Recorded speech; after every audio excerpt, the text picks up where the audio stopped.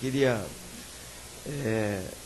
primeiro agradecer a presença de todos, dizer que sempre que nós fazemos política, nós não fazemos em nome pessoal, mas em cima de um projeto político de ideias. Tá?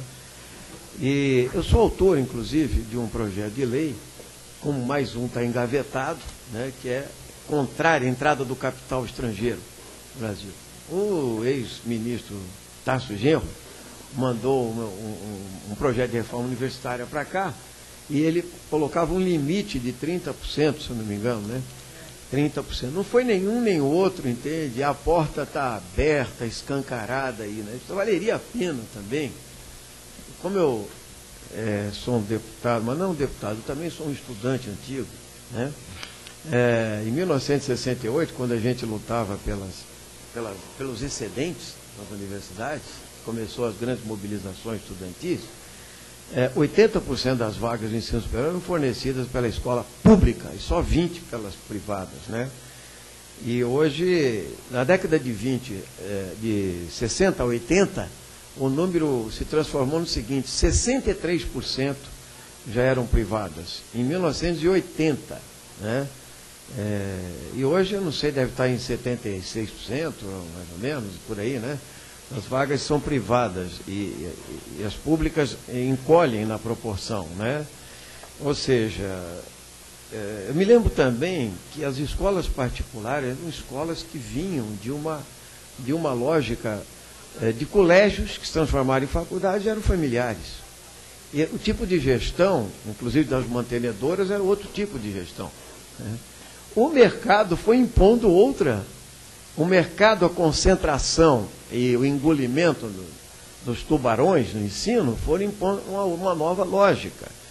E essa nova lógica, ela na verdade, ela primeiro vem na Constituição de 88, dizendo José Roberto Kovac, vendo a Constituição, nos artigos 206 e 209 da Constituição, que o senhor João Carlos de Gênio acampou aqui em Brasília, na casa do Antônio Carlos Magalhães, inclusive, para colocar que o ensino é livre, a iniciativa privada, entende? Quer dizer, não era uma complementariedade, né? Era para dizer que é livre. E a partir daí, então, a coisa avança e avança e avança, e na lógica da oligopolização da economia e da financiarização da economia, também a financiarização da educação e da economia. Então, o que nós estamos assistindo é um problema conceitual. Eu queria, inclusive, trabalhar com a ideia de conceito, que eu vou pedir aos nobres convidados que são da escola privada, representantes, que me digam se, para vocês, a educação é uma mercadoria ou um bem público. Esse é o debate originário, né?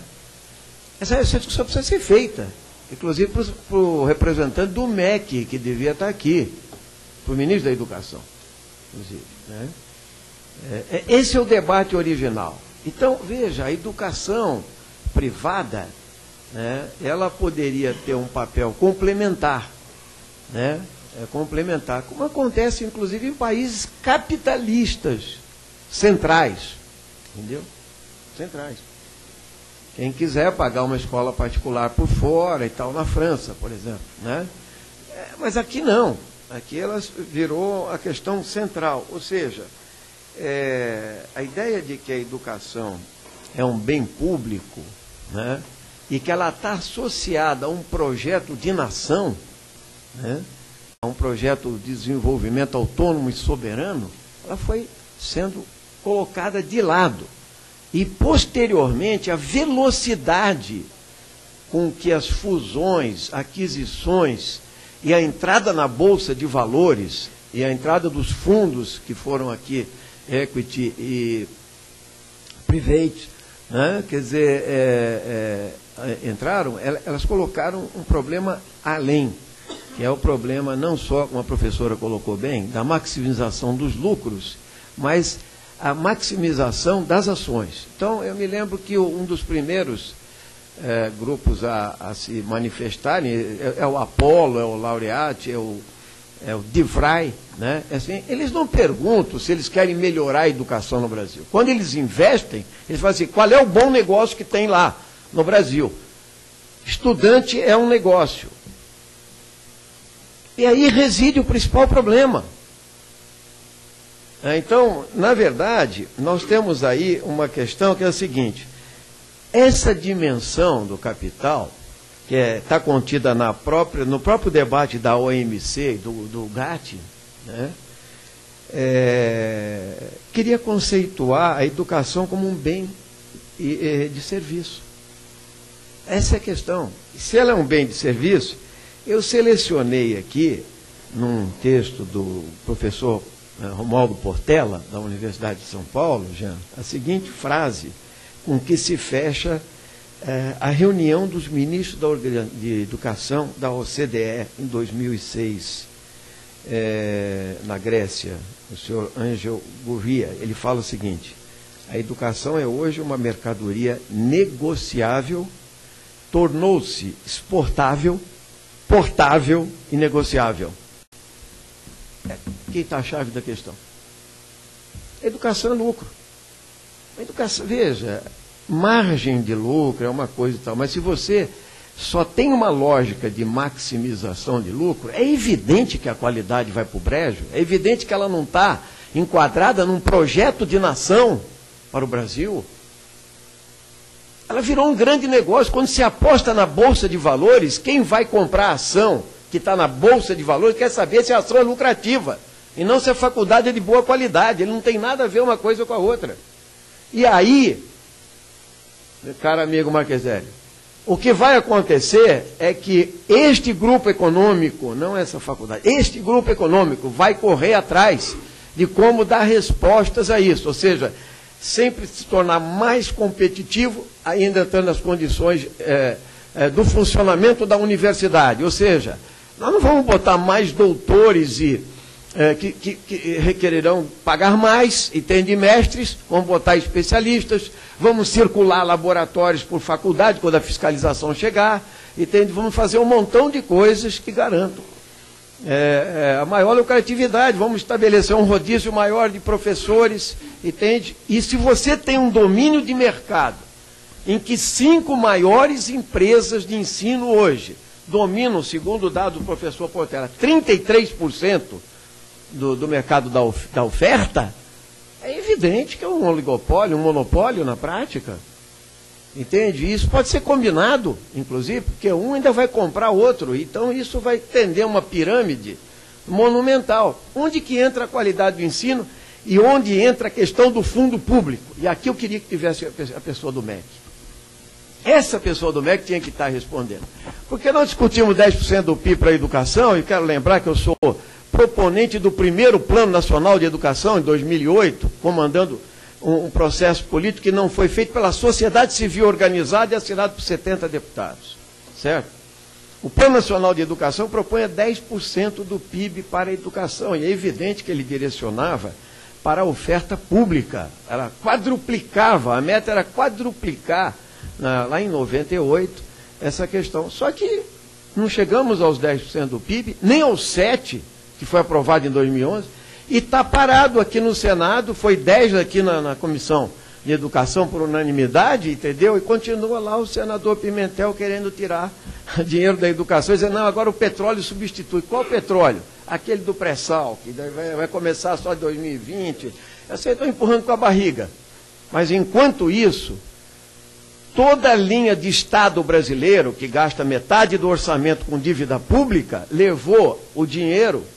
Mas é o seguinte, nós temos que dar resposta, porque os estudantes querem frequentar a universidade, precisam, tanto que eu veja, tem um limite para o ensino superior público, e os nossos convidados sabem disso, que inclusive um estrangulamento do ensino médio.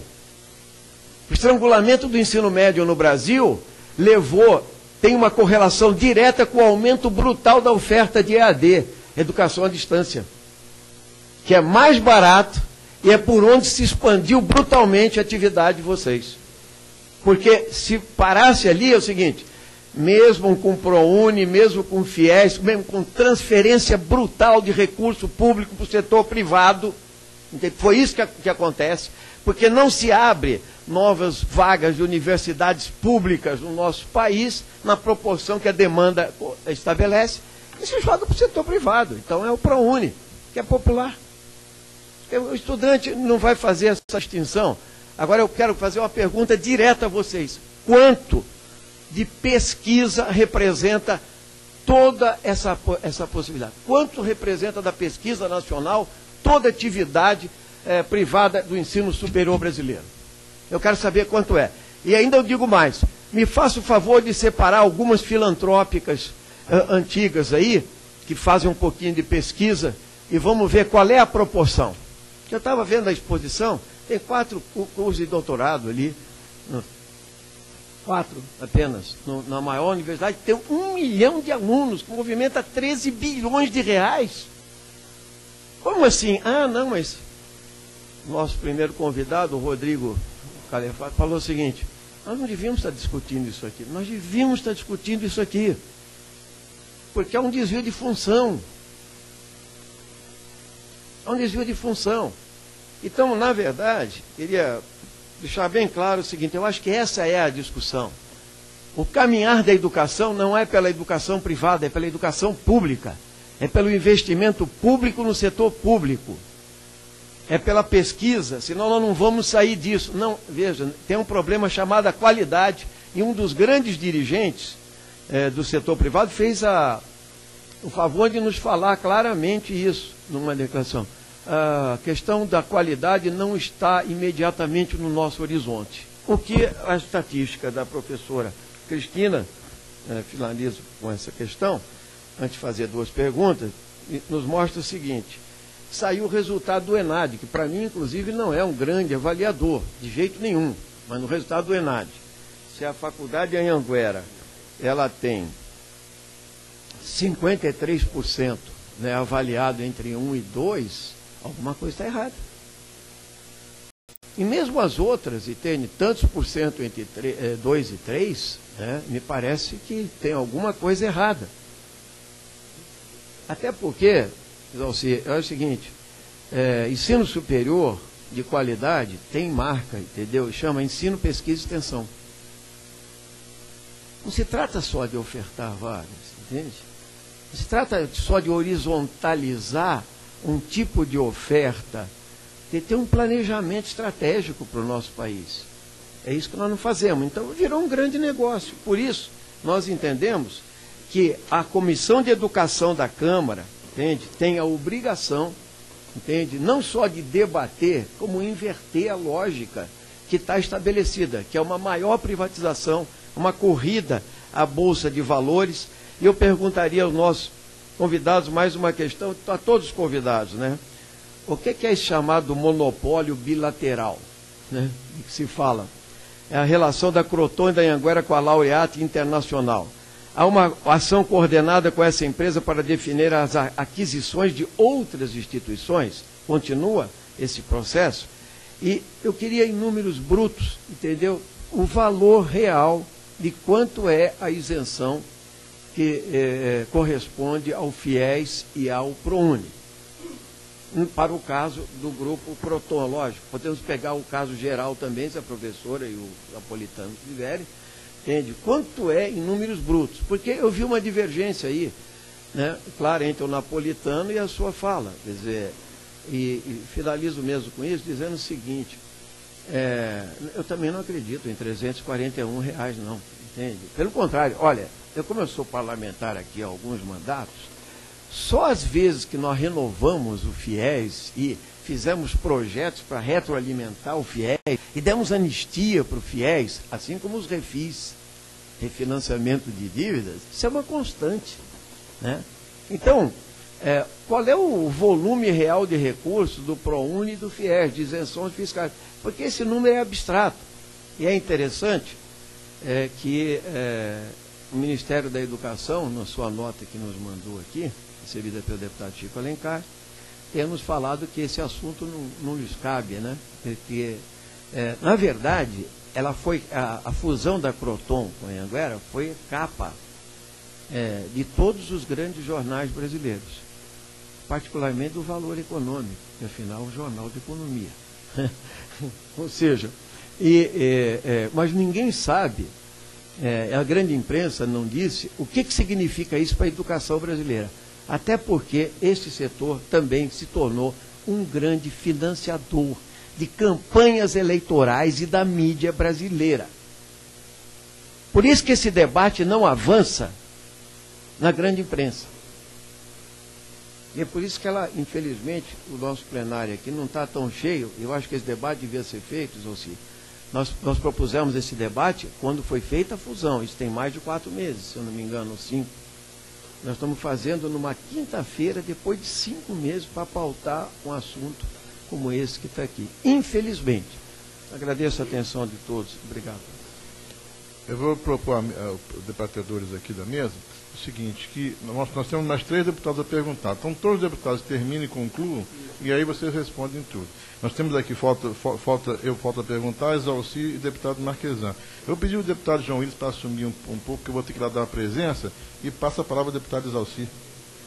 Em primeiro lugar, eu quero ver o deputado Marquesan segurar o valente, porque para dar essa garantia aqui, né, que a gente está tranquilo. Segundo, eu quero dizer o seguinte,